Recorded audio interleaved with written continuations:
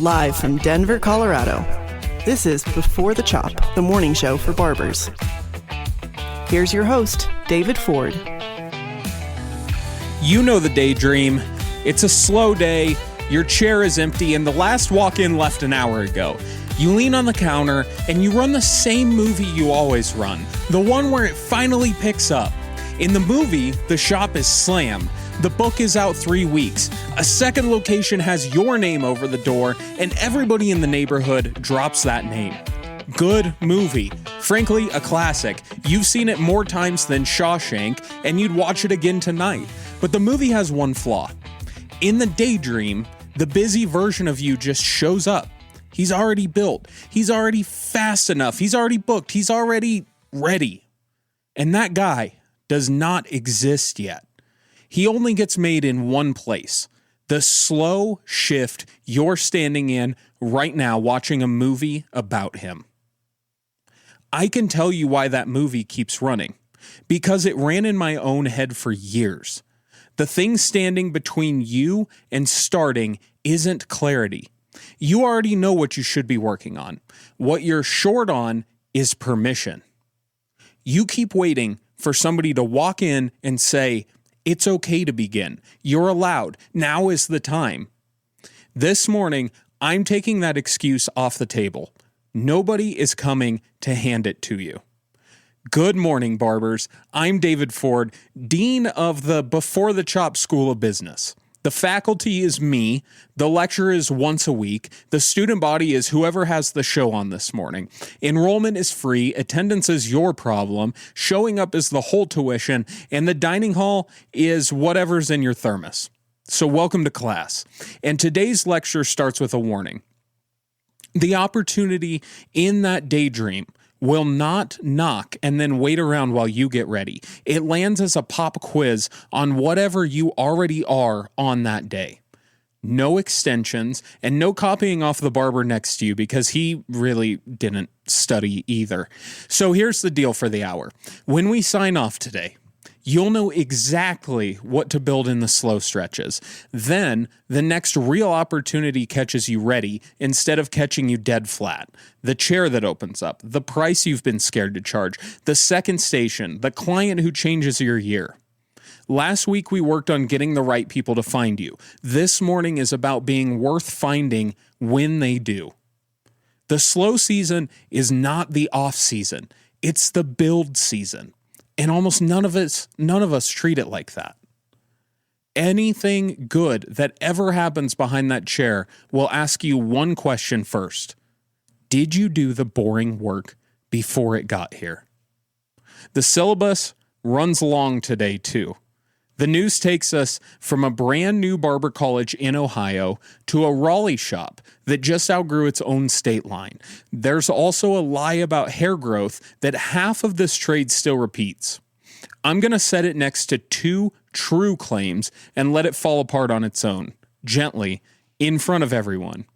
3 working barbers found their way into the show this week too. One of them, my friend out of Milwaukee, with words for every veteran who hates the kids' haircuts.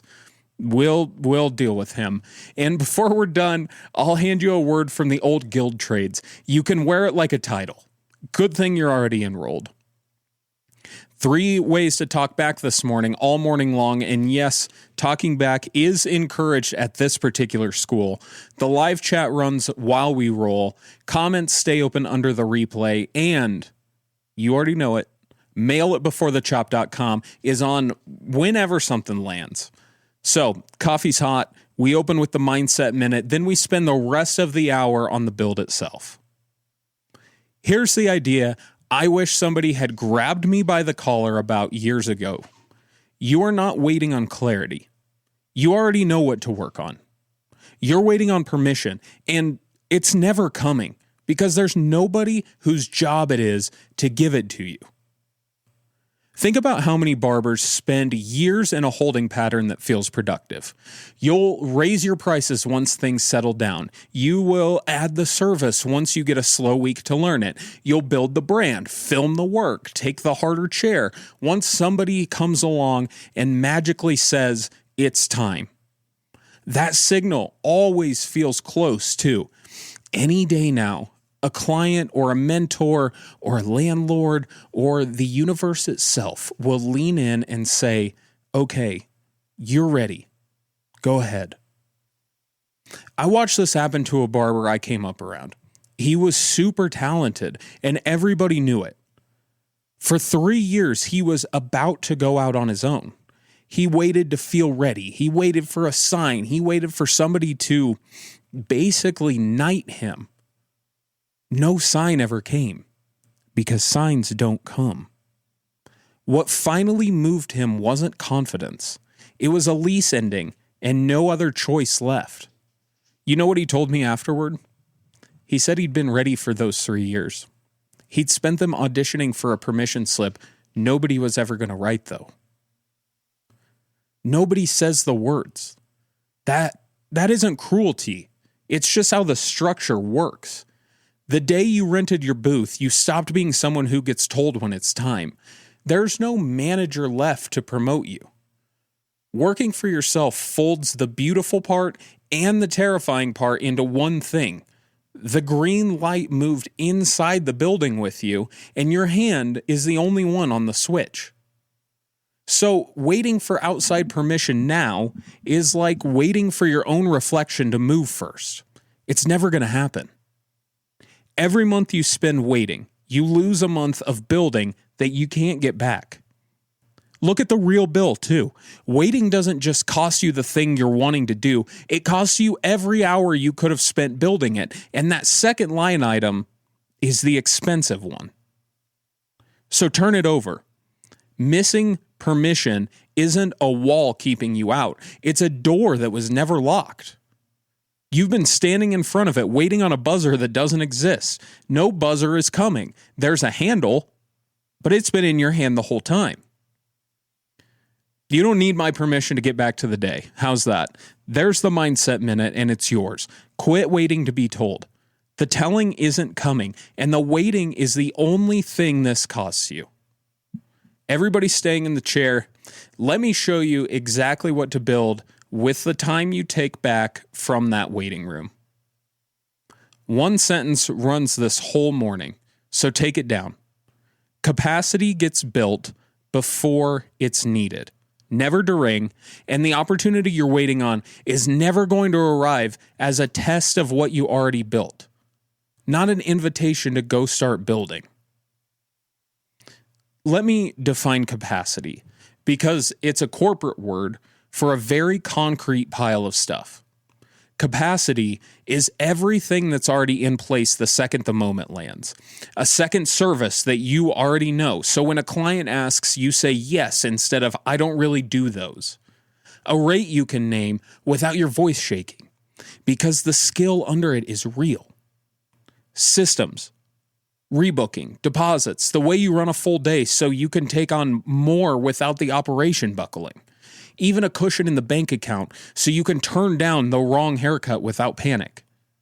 None of that can be thrown together the moment that you need it. All of it has to be sitting there already, built and waiting. Readiness is the through line this entire morning. Boring, built in advance, and nobody claps for it until the exact second it saves you. Some of your capacity isn't even in your hands. Part of it is out in the world, carrying your name. It's the documented work, the reviews, the reputation that walks into a room half a step ahead of you. A year of steady posting isn't a job you finished once. A standing asset vouching for you while you sleep. Reputation only banks in advance. There's no stepping outside some afternoon and earning 5 years of trust because suddenly you need it that week. And the moment never announces itself, by the way. A good chair at a better shop opens on a Thursday, and they want an answer by Friday. A client who could bend your whole career walks in as a nobody on a slow afternoon. Your shot at a higher rate lands the day you finally get too booked to take everyone. If your skill hasn't kept pace with that number, you raise it, clients leave, and you learn the expensive way that the price was never the real problem. Opportunity keeps its own schedule. Not once in the history of this trade has it waited for a barber to get ready first. Picture that Thursday actually happening. A barber you respect texts you. The chair beside his just opened up. It's a better shop, better foot traffic, better money, and the owner wants to meet somebody by Monday. Beautiful news, right? Now everything you did or didn't do over the last year walks into that meeting with you. Say you spent your slow hours building. Your book is portable, your work is documented, and your skills fit a busier chair. You say yes on Thursday, and now you're cutting there in 2 weeks. Now say you spent your slow hours waiting. You say, let me think about it, which is just what unready sounds like out loud, by the way. While you scramble to get it right, the chair goes to somebody who was already ready on Thursday. Same text, same opportunity, but two completely different lives and outcomes. And both were decided months before the phone ever buzzed. Here's what I left out of that story. Neither man did a single thing on Thursday. Thursday was over before it even started. The one who said yes had spent 11 months building an answer to a question nobody had asked him yet. He built it on boring afternoons that felt like wasted time while he lived them. He didn't rise to the moment. He already met it months later in an empty shop on a slow afternoon when nobody was watching. The other man wasn't lazy, and he wasn't less talented. He was still getting ready, and ready never shows up on a schedule. Add up your own dead time. It's bigger than you would guess. Say your book runs 60 or 70% full. Normal. That's most working barbers on most weeks. On a 40-hour week, 60% full leaves 10 or 12 hours where you're at the shop and not cutting. We'll call it 10. Now spend 3 of those 10 on one deliberate build, one skill, one offer, one system, and hold that line. 3 hours a week comes to about 150 hours a year. 150 hours is not someday. That's roughly what it takes to get genuinely good at a new service. Enough to build the package that lifts your average ticket. Enough to learn the razor work that clients start to request you for by name. A barber who fences off 3 slow hours a week walks into next year with a new capability bolted right onto them. A barber who scrolls walks in with the same hands he had this year and a slightly better For You page. Same slow Tuesday, opposite years. Now, which one thing do we pick? You can't build it all at once. Trying to is just a fancier way of building none of it. So use this filter. Build the thing that's currently capping you. Every barber has one bottleneck, one constraint that holds the ceiling down harder than anything else. Maybe yours is speed. Your work is clean, but you're slow, so you can't take many more haircuts even when they sit right in front of you. Build speed. Maybe it's range. You do 2 haircuts really well and you steer people away from anything else, so half the walk-ins are never going to be yours. Build range. Or maybe your hands are fine and the business is a mess. No rebooking, no system, money leaking out of 6 holes, so go build the system. Don't build the thing that's most fun to practice. Build the thing that unlocks the most haircuts once it's handled. Fix the real constraint, and everything downstream of it loosens at the same time. And now 150 scattered hours lift one specific ceiling. And let me draw the hard line, because this is where good intentions go to die. Busy work is not building. Reorganizing your station is not building. Scrolling other barbers' fades, not building, no matter how much it feels like research. Answering the same 3 DMs for the 9th time is also not building. Building it has a specific shape. It's a rep at something you're currently bad at. You have to do it on purpose. It feels a little uncomfortable, and it aims at a capability that you don't have yet. If it feels comfortable, it's probably maintenance. And maintenance is fine, but maintenance isn't growth. So here's the test. At the end of the hour, can you do something you couldn't do at the start? Yes means you built. No means you were just busy in a way that let you feel okay about the empty chair. And this stuff compounds. That part should light a fire under you. Skill you build this quarter makes next quarter's skill faster to build on top of it. A system you set up once keeps paying out every week with no more work from you. Capacity isn't a bucket you fill and empty. It stacks, and it earns interest. A barber who started stacking 2 years ago isn't just 2 years ahead of you. Compounded, he's further ahead than that. And the gap doesn't hold steady on its own, the way you keep hoping it will. It widens a little more every month until it widens every month that you idle instead of stack. Eventually, catching up stops being a matter of effort and it becomes a matter of years that you can't get back. Picture a firehouse for a second. A firefighter spends almost none of the actual job inside of a burning building. Most of the shift is the exact opposite of the emergency. They check the truck. They test the hose. They run a drill they've run 1,000 times. They study the map of a neighborhood that is not at the moment on fire. From the outside, it looks like getting paid to sit around. But sitting around is not what they're paid for. They're paid to be ready. Because the one thing nobody can put on a schedule is the alarm. The 4 minutes that decide everything get won or lost across 400 quiet hours nobody was watching.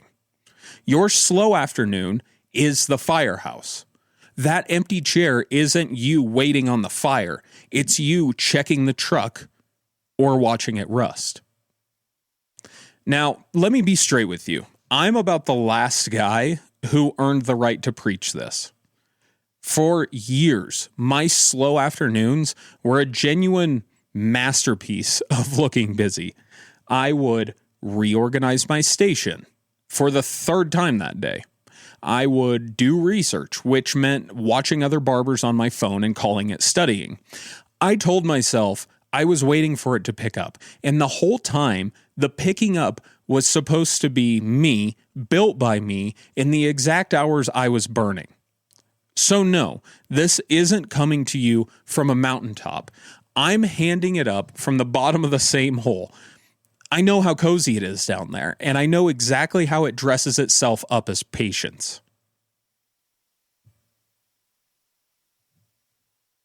Now let me take you to the far end of this, because it makes the case better than I can.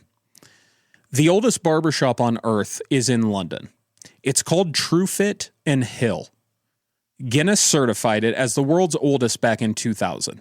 It opened its doors in 1805. Say that number nice and slow with me, 1805.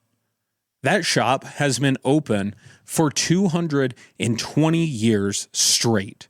Through wars, through crashes, through every trend that was supposed to kill barbering and didn't. You do not stay open that long by being talented in 1805. You stay open by rebuilding what you offer over and over and over in every slow stretch 2 centuries can throw at a business. So every time the world changed, and it changed constantly, they were already the shop that had kept up.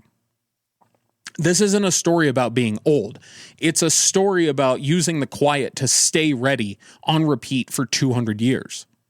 Truefit and Hill is this whole episode run long enough to show its full shape. The comment section has one job before Craft Corner today. What would you build right now if you truly believed the slow stretch was for building instead of waiting? Name it. Putting it into words is the first rep. It's the moment you stop asking for the green light and flip it yourself. Craft Corner. Build in the slow hours sounds great, right up until an actual slow hour shows up. Then watch how it goes in real life. The chair empties at, we'll call it 2:40. You have 20, maybe 30 minutes. Somewhere in your head, you plan to work on your business. But work on your business is not a thing your hands can physically pick up. So out comes the phone, because the phone asks you to make 0 decisions. 20 minutes evaporate. The chair fills back up. Run that pattern across a year of slow gaps and you've handed away well over 100 hours to a decision you actually never made. Here's the fix, and it's almost embarrassingly simple. Make readiness the default instead of the exception. Pick one build for this quarter, just one. Call it your scissor over comb, straight razor finish, your consultation script. Then stage it. Doing razor work, take the practice head out of the shelf, make it visible, and do your practice. If you're learning a new service, queue up the tutorial. Make it one tap away from you. Fixing the money side. Your one spreadsheet stays open in a tab. You're stripping every inch of friction out from between the empty chair and the rep. Friction is the whole reason the phone keeps winning. Least resistance is the only edge. So make the rep the path of least resistance instead. Give it a face. A barber I know picked up scissor over comb as his one build. He was super quick on the clippers and shaky the second the scissors came out.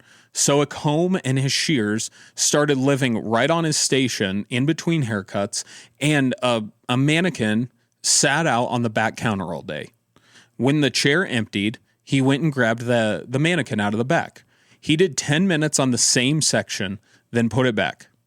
He never announced a big self-improvement project. He just got it out of the drawer, and then 90 days later, scissor work was a perfect technique for him, and he felt more equipped to charge for it instead of it being something he dodged. And it came entirely out of gaps he used to hand straight to his phone. Look at what staging really does. It takes discipline out of the equation, which is the whole point, because discipline is a terrible plan. It fails exactly when you're tired, and tired is most slow mid-afternoons. What survives when discipline gives out is the default. A queued video, an open tab. Those make building the thing that happens when you're not even thinking and scrolling the thing you'd have to go out of your way to choose. Flip which one is easy, and motivation stops mattering. Don't build discipline. Build a setup where the right move is also the lazy move. So this week, stage one thing at your station before your client walks in. Then the next time the chair empties, it'll do the reminding for you. And if you already run some version of this, a skill that you drill in the gaps, drop it in the comments. Somebody watching today needs that exact idea, and they can't see it from where they're standing. The mailbag has one standing request this week. If you ever took a dead stretch, a slow month, a rebuild, a fresh start at a new shop, and turn it into something you're proud of today, write me. Not the highlight, the boring middle where you built it. The inbox, as you know, mail it beforethechop.com, and the chat in the comments, they're right there too. Now into the news. One story from the first day of this career and one from the far end of it, and they agree on something important. 90-second recess. When the bell rings, it's barber news. Are you still renting a chair like some kind of chair peasant? Introducing the 6-Figure Booth Intensive. In just 6 modules, I will teach you the exact system I use to build a 6-figure business, which, and I cannot stress this enough, is the 6 figures you're about to pay me for this course. Do you need a proven track record to teach this course? No. Do you need a webcam and a ring light? Yes. Module 1 is called Believe in the Chair. Module 2 is also called Believe in the Chair, but louder. Enrollment is $900 and closes whenever I decide it closes, which is never. Because scarcity is a marketing tactic, and I invented urgency. In the wild, few creatures are as unpredictable as the client who falls asleep in the chair. Watch closely as he begins the descent. First, the eyelids grow heavy. Then the head begins its slow migration toward the barber's clipper hand. This is the danger zone. A seasoned barber senses the shift and repositions with the practiced calm of a nature photographer backing away from a sleeping bear. But it is too late. The head drops. The chin meets the cape. Somewhere, a comb is nearly swallowed whole. He wakes with a start, insists he was resting his eyes, and asks if he missed anything. He did not. He was there the entire time, unconscious and paying full price.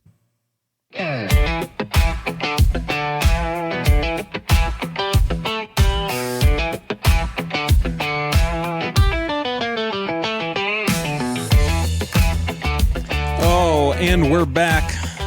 You're listening to Before the Chop, flagship program of the Before the Chop Broadcasting Network, coming to you live from the faculty lounge of the Before the Chop School of Business, which is also just the studio. And notice what you just did. The break was your permission slip to wander off, and you're still here, doing the business side of the trade on purpose. That's the whole morning today. I'm David Ford. If you just sat down, carry this one line. The slow season is the build season, because capacity gets built before it's needed, never during. Second half of the syllabus today, the news. 3 barbers preaching this morning's sermon from their own chairs, a hair growth myth that deserves to die on air, and an old guild word I want you wearing by the end of class. So let's get in to the barber news. Story 1 is about the first day of a barbering career. Story 2 is about what the far end looks like when the building never stops. First one, brand new. Cleveland.com reported this week that a new school, Bell's Barber College, just opened in Summit County, Ohio. It's training the next class of barbers coming into the trade. On its face, it's a nice local ribbon cutting, but look closer at what a barber college actually is. It's a room full of people who cannot legally take a paying client yet. They're choosing to spend hundreds and hundreds and hundreds of hours building a skill that won't pay them a dime until it's built. Not one person in that room is waiting for permission to be a barber. They earn the readiness first, up front, because that's the only door into this trade. There is no side entrance. If you're already licensed and behind the chair, here's the part that I want you to hear. You did that. You already proved at least once in your life that you can put in 1,000+ hours before a single dollar comes back. So if you're waiting for the slow season to pass, you've just forgotten something. The slow season is barber school with one upgrade. This time, they pay you while you build. Now the other end of the same rope. The Business Journals reported this week, July 20th, that a barbershop out of Raleigh, North Carolina expanded across the state line into South Carolina. The reason they gave was record sales. Now let me be careful and honest here. I'm reading the reporting, not sitting with their books, so the exact shop name and dollar figure are worth confirming before anybody quotes me on them. But the shape of the story is the lesson. They didn't open a second shop and pray the demand would show up. The demand showed up first. Record sales came first. The capacity, the systems, the bench of barbers, the name people already trusted got built first. Their expansion just cashed a check they had already written. That's the correct order of operations. Almost everybody daydreaming about a second chair runs it backwards. You don't expand to create capacity. You build capacity until the expansion becomes the next obvious step. Almost boring, almost unavoidable. Set the two stories side by side.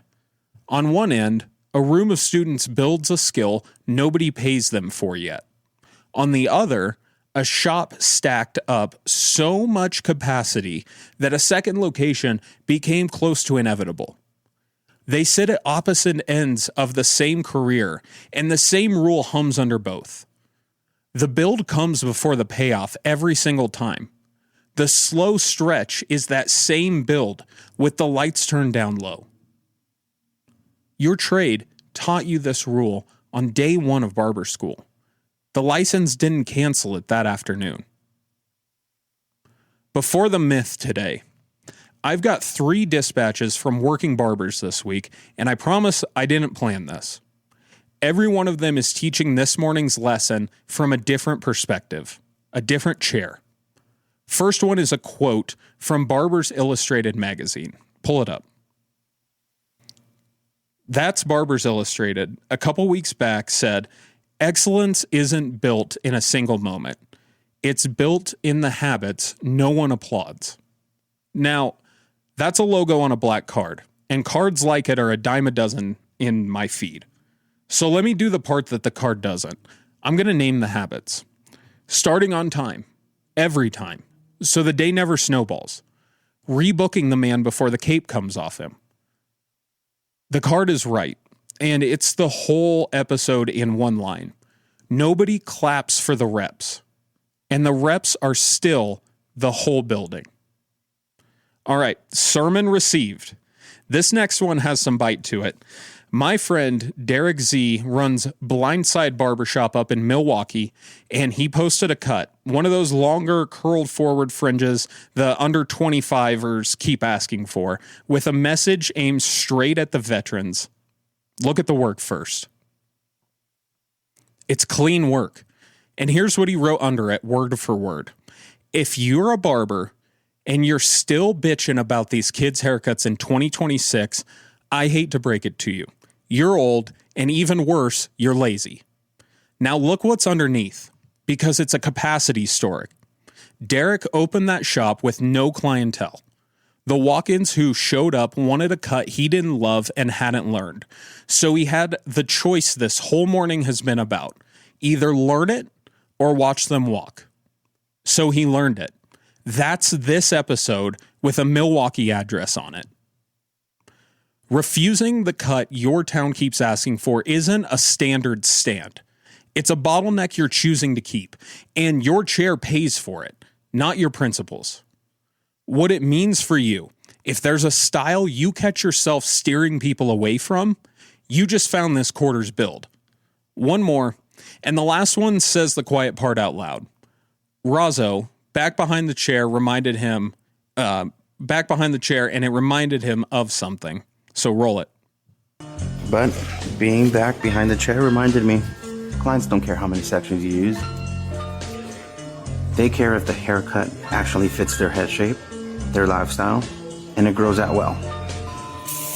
Practical barbering will always beat performative barbering. So don't cut for the algorithm, cut for the client. I love that. Practical barbering will always beat performative barbering. Don't cut for the algorithm, cut for the client. That's Razzo the barber, and that line deserves tape on a few mirrors. Clients don't care how many sections you use. They care that the cut fits their head, their life, and that it grows out clean. So set the 3 of them side by side, because they're actually just one instruction. The habits nobody applauds. The cut you didn't want to learn. The practical over the performative. 3 chairs, 3 accents, 1 lesson. And it's the same one that's been on the syllabus all morning.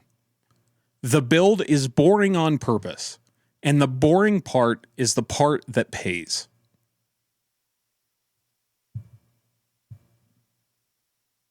One quick segment before we land today. Myth or fact? 3 claims about this trade. 2 are true. 1 is a lie I've watched barbers repeat with a completely straight face, and I'll tell you which is which myself, because I'm not going to play the waiting on a guess. Claim 1. Most states make you log somewhere between 1,000 and 1,500 hours of training before they'll license you to cut hair for money. That one is true. It's a real requirement. It varies state by state, and it is a serious pile of hours. Hold on to that. Claim 2. The hair you're cutting grows about 1/2 inch a month, a hair over a centimeter, whether the client likes the pace or not. Also true, and dermatologists will back it. 1/2 inch every month on a clock you don't control. Claim 3. Cutting hair more often makes it grow back faster and thicker. That third one is a myth. It's false, And it has been false the whole time, no matter how many guys swear their beard came in tougher once they started shaving. Cleveland Clinic's dermatologists are clear about this. Cutting does nothing to the follicle. Your follicle set the speed and the thickness long before that hair ever reached your clippers. A cut only changes the tip of the hair. You take off the soft, tapered end and leave a blunt edge that feels coarser for a while. It looks like more, but it isn't more. You can't trick hair into growing faster by cutting it. Here's why this belongs in a capacity episode, because I know you're asking why. It's the same lie people tell themselves about getting good. That effort they haven't put in will somehow compound while they wait. And the readiness will thicken up on its own if they just keep standing there wanting it. It won't. A follicle grows on its own schedule. Skill grows on its schedule. Neither one cares how badly you'd like the shortcut. Half an inch a month, rep by rep. There is no clipper trick for either one.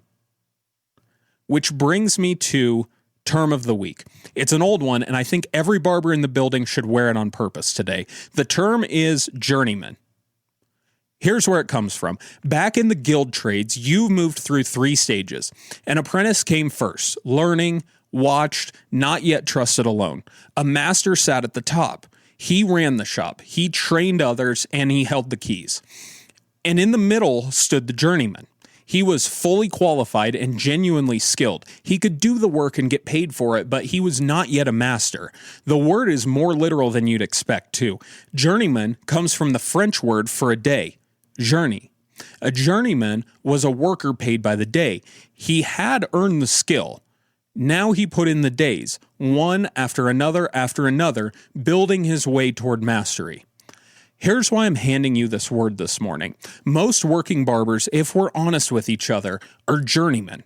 We're skilled, licensed, good at the job, and not yet the master version of themselves. A lot of you treat that middle stretch like a waiting room, like you're stuck somewhere between the school and the someday. But you're not stuck. You're a journeyman. The journeyman years are not the wait, they're the work. That middle stretch is exactly where a master gets built, one paid day at a time. So wear it like a title. It is one. I want to leave you with the part of this that isn't about money, because this is the part that stays with me. The barber you were supposed to become is not a fantasy, and he is not a lottery win. He is made out of hours. Ordinary, unglamorous, specific, marginal hours. And most of them are the slow ones somebody is going to hand you at this week. Everyone you burn is a piece of that man you don't get back, and the bill never comes due the same week. It comes in years, as a career that stayed the same size while you kept meaning to start, and as the people who needed the barber you never became and went somewhere else without ever telling you why. Nobody is coming to give you permission to start. The permission was never theirs to hand out. It was always yours, and you've been holding it the entire time. So here's the one move, and I want you to actually run it this week. Don't just nod at me. Pick one thing to build. One skill, one offer, or one system. Steal 3 slow hours for it. Whole assignment, 3 hours, 1 build this week. Not 30, not a whole reinvention, 3. If 3 sounds too small to matter, good. Small is the exact size of thing you'll actually do. A journeyman becomes a master exactly this way. It is the only way it has ever happened. You know a barber who's been waiting to pick it up, going on 2 years now. Good hands, stalled book. Send him this episode. He doesn't need a bigger break. He needs to stop waiting on one and start building for one. And he'll take that straighter from you than he ever would from me. The inbox stays on around the clock. Mail it beforethechop.com. Comment section under the replay is the other way to find me. The live show runs Monday mornings, 11:30 Mountain, 1:30 Eastern. Subscribe before you click off today. Call it the smallest build of the week. Already done. So next Monday shows up without you having to go find it. Next Monday, we take the readiness you just built and we aim it at something specific. Readiness on its own just sits there. Aim it at one particular thing, and the right people start asking for you by name. That barber gets sought out, and that's exactly where we go next. I'm David Ford. This is Before the Chop. Get behind the chair, chop some hair, and go crush it.